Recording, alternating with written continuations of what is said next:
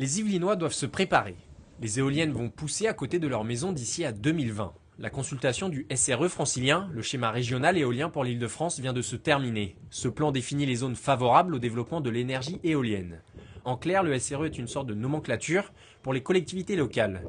Ce seront aux élus locaux de mettre en place des projets de construction de parcs éoliens sur ces zones. Le schéma éolien ne définit pas des projets éoliens, mais définit à l'échelle régionale des territoires sur lesquels pourront être portés des projets.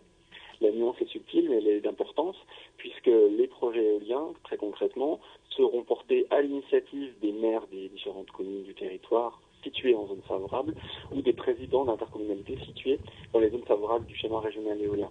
Sur l'Île-de-France, 671 villes sont concernées, dont 109 communes dans les Yvelines. Cette carte montre que dans le département, 3 zones ont été sélectionnées pour l'implantation d'éoliennes.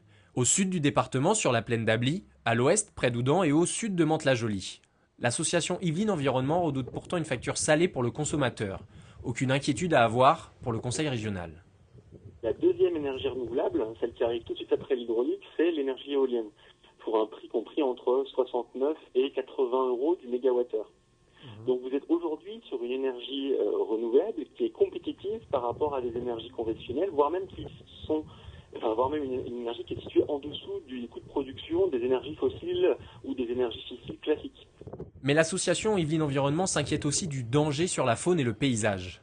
Le plan assure qu'aucune éolienne ne serait implantée, par exemple à moins de 500 mètres d'habitation.